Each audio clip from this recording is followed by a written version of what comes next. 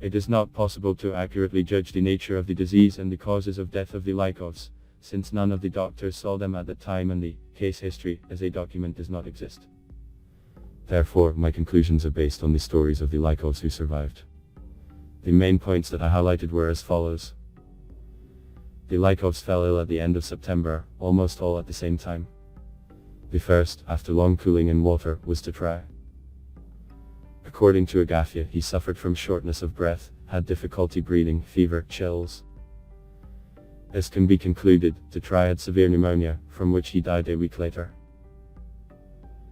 On the same days, all the other Lykovs fell ill. They also had symptoms of damage to the respiratory system, weakness, shortness of breath, a feeling of suffocation, cough, fever. Probably, Karp Osipovich was the easiest to get sick. Natalya was the most sick, she had hemoptysis.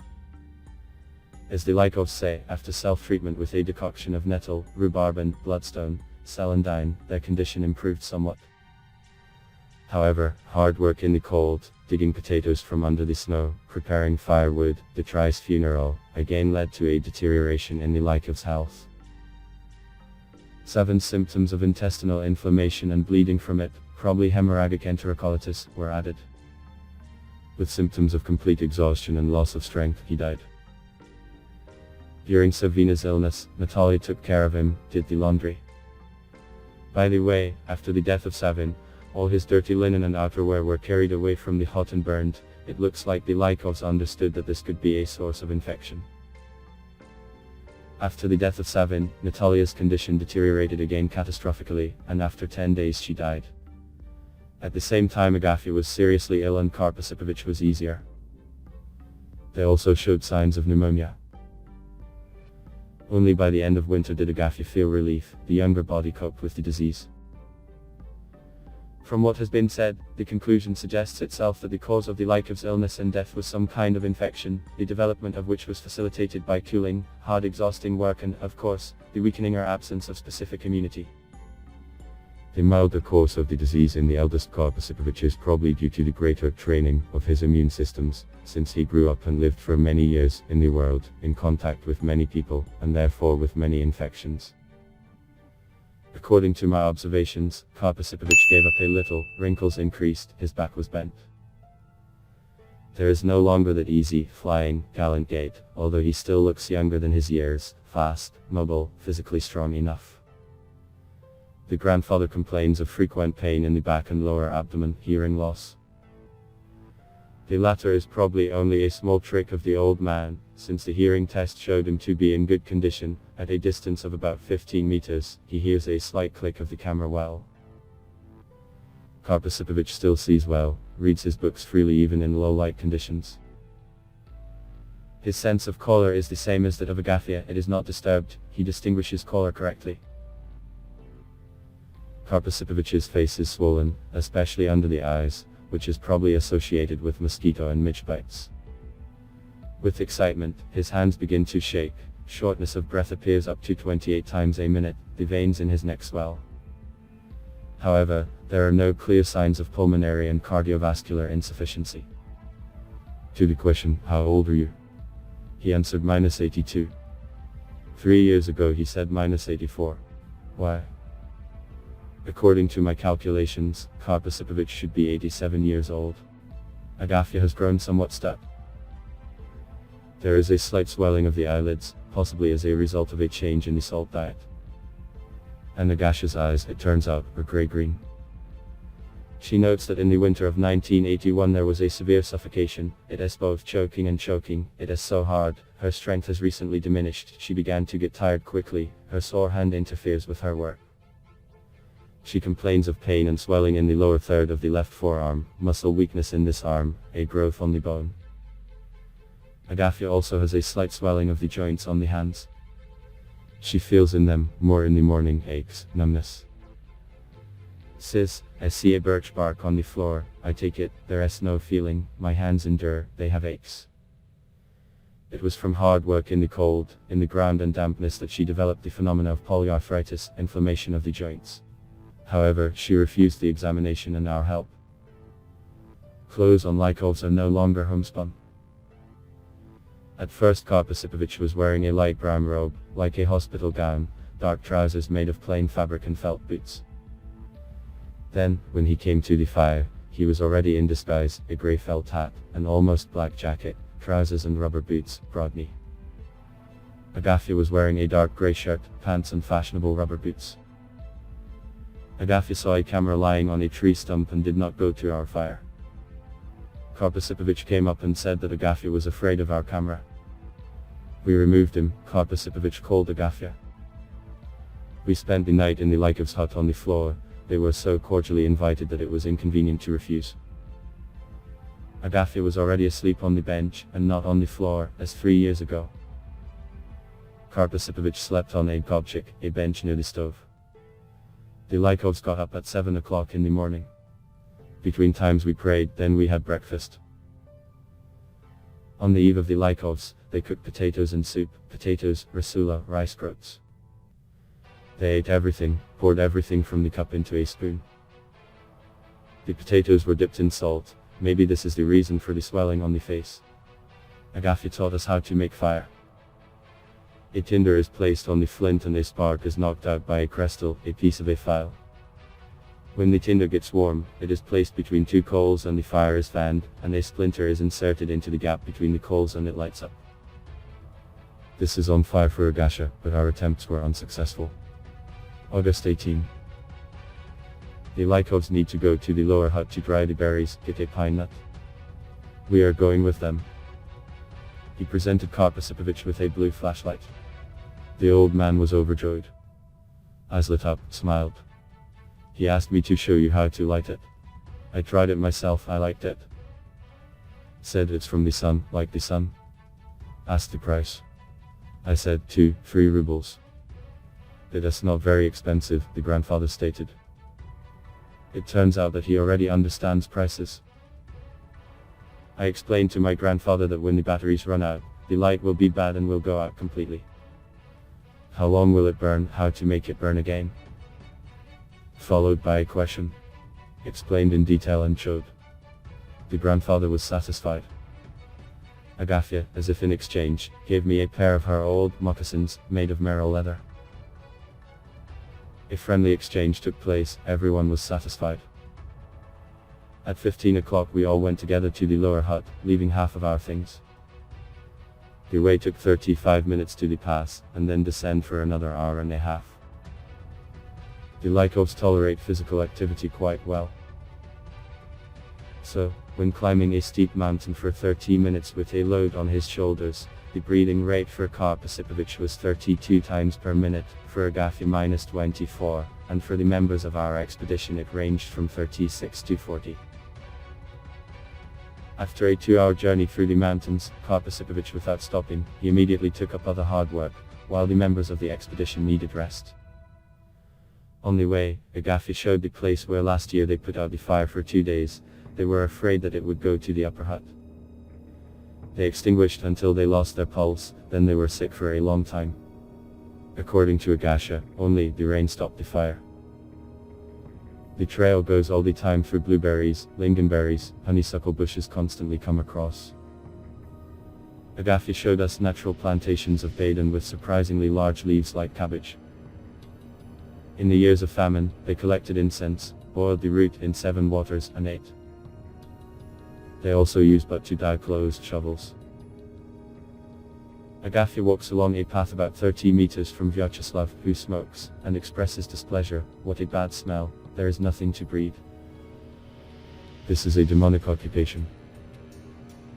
After going to the lower hut, Agafya treated us to red currants and nuts. The Lykovs are quite used to us, they keep themselves at ease, they talk freely. They said that the Trier refused the sacrament before his death.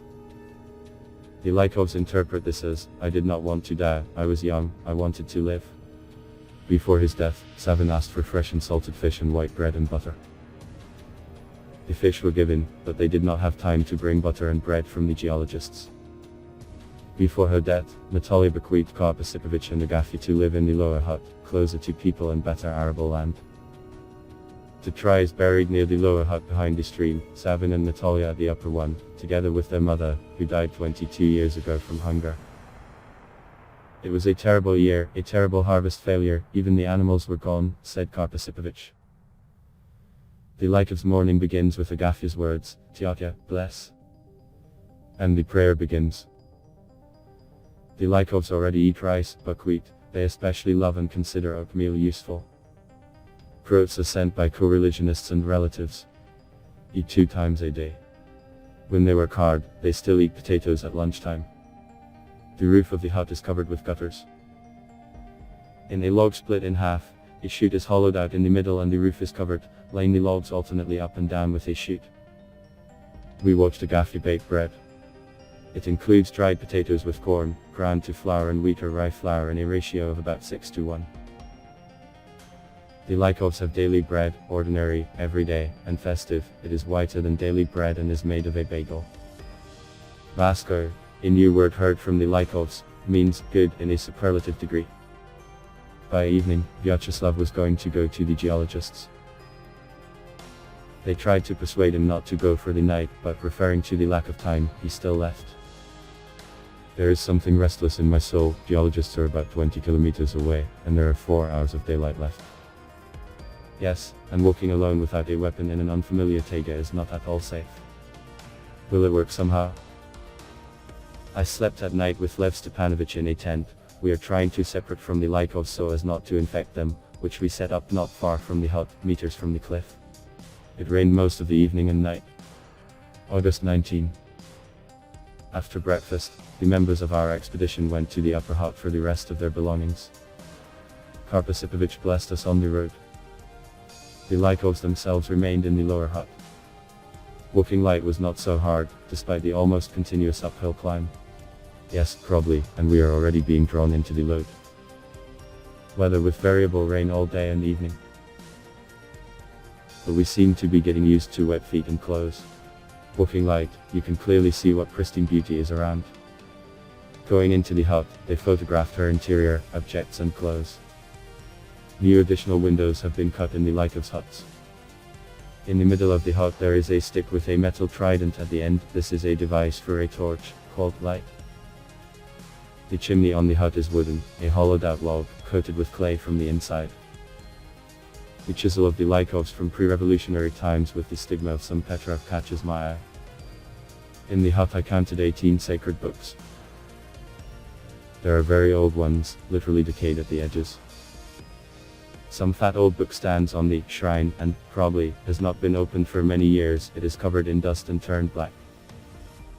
2 icons are very dusty, one depicts Christ, the other is so dark that you cannot tell what is painted there.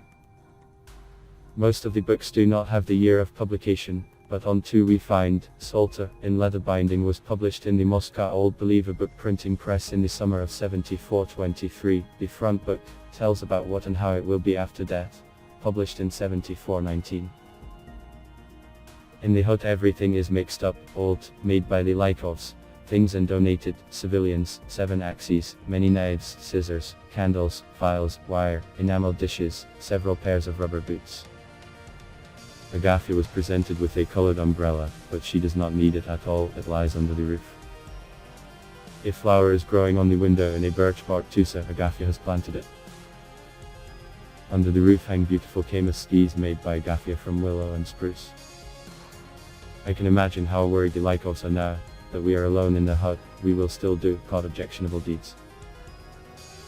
But, of course, we try not to touch anything with our hands and not change the routine. I remember how yesterday morning Agafya went out of the hut, looked with emotion at the huge burgundy poppy and said, during the night the flower has grown. Behind her, Karp Osipovich solidly, on a low note, stated, Bask. Elvira Viktorovna today painted a sketch, the Lykovs estate. We spent the night in the Lykovs hut, having flooded the piece of iron stove. In the morning I woke up due to the fact that the whole hut was in smoke, a firebrand remained in the stove. The story repeated 3 years ago, when we almost suffocated. Strange stove. August 20. As always, we got up with Lev Stepanovich at 7 o'clock. Bonfire, tea, talk. The rest are asleep. At 8:30 am Elvira Viktorovna is looking for a place to paint. I found it, didn't even have breakfast, and rushed headlong into work. In the evening we went to the lower hut. We went with a load, but quite easily. We get used to the loads. The hip belt is already fastened to the last hole. In the evening the Lykovs came to the fire. Interesting conversation about a bear, flights to the moon. They hold on freely, uninhibited. In a conversation, we hear words and phrases that are unusual for us. For example, got away, passed away, died, pokerke, call, sergeant, box, to go somewhere, commonplace, to go there and back in one day. Porch, the lower back, commercial, yes so. When I got it, there was a need, I brought water from the stream, says Agafya. Pogrona, border guards, burned all the houses. Karp Osipovich talks about their forcible eviction from Lykovskaya Zamka, their original place of residence is on the Abokan River. Sklinitsa is a bottle. Married. They stir up their minds, they continue to tell a lie. They encroached on a fish, but came with nothing, they wanted to catch a fish, but it didn't work out. There was a privilege, there was an easy life. Mortal clothes, cloth stored in case of death. Fire dope, vodka. Karp Osipovich, talking about a good man, says, he doesn't get hurt with vodka, there is no art behind him. Karp Osipovich explains, there is no need to say thank you, because there used to be an idol, and worshipping an idol is not good. According to Karp Osipovich, once, when he scolded children, Dmitry said, what a teacher, such students. What audacity. Protest. In the afternoon we were busy with the capital arrangement, we put up another tent, built a shed, and under it a table so that there was a place to store food, eat and sit and chat in rainy weather. The Lykovs threw branches of birch and cedars on the arable land. We asked, for what? Answer, for fertilization. This is probably not a bad fertilization method. For example, the Lykovs have been planting the same potato seeds for over 40 years, and the potatoes are just as good as before. The Lykovs have 2 cats and 1 cat, a gift from geologists. They are very happy with them. Previously, a very large part of the harvest was taken away by mice and chipmunks, despite the fact that various traps, balls, were constantly constructed for them. Now these rodents are successfully destroyed by cats. I remember how 3 years ago we spent the night in the Lykovs hut, so at night mice literally walked over us, and now they are inaudible. It is interesting that 2 cats independently travel from one hut to another, but this is about 8 kilometers through the dense taiga through the mountains. Moreover, they often make these journeys at night. The cats are often left alone when the Lykovs go to another hut, and apparently, do not suffer from hunger, they look smooth and satisfying. The Lykovs are very fond of them, play with them like children, stroke, caress, sleep with them. In general, these are equal members of their family. Agafya herself sues La Patina for the fall from grey store materials sent by her relatives.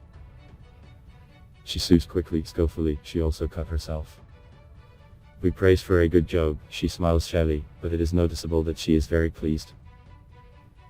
Agafya gave Elvira Viktorovna a cross made of white metal, a little more than Natalya gave me 3 years ago. Agafya and Karp Osipovich persuade Elvira Viktorovna to stay with them, we will dig potatoes and knock them out.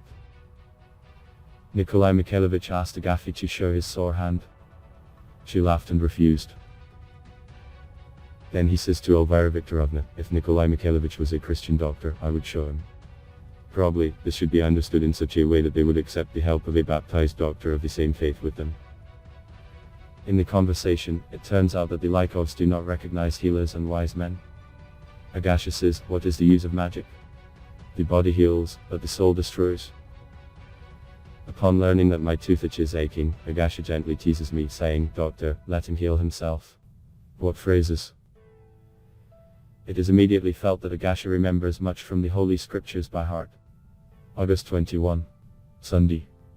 The Lykovs are resting. Agafya put on a black shawl with bright flowers, on her head she strengthened a ladder, an object for prayer, like a rosary, made by herself from the vertebrae of a grayling. Bright sunny morning. Found a very nice place. Immediately behind the Lykovs hut there is a sheer cliff and a wonderful view of the Abokan Canyon opens from it. I put a plank between the stones. Behind my back there are two birch trees standing next to each other. I sit as in an armchair. Today we are going fishing, but while I have free time, I write down some of my observations and impressions. Agafya says that they came to the place of the lower hut, where we are now, 38 years ago. Agafya was then 2 years old. She was born on March 29, and she was baptized on April 3. They came from a parking lot, which they had on the Hermit River. It flows into the Agafya River above the Shek, 6 to 7 kilometers. They left the hut on the Hermit River because someone found them there. We moved to a new place in winter. All their belongings and food supplies, potatoes lasted 3 years, until they cultivated new arable land and got a good harvest, were transported on sledges. For almost the entire first winter, until the hut was cut down, we lived in a hut. You just have to imagine. In a severe winter in the taiga, live in a hut with small children.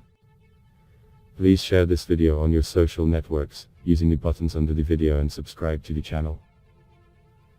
I ask you to go and watch other videos about Agafia Lykova, which you can see now on the screen in the end screensavers. There are a lot of rare and interesting facts about the hermit. Thank you all for watching.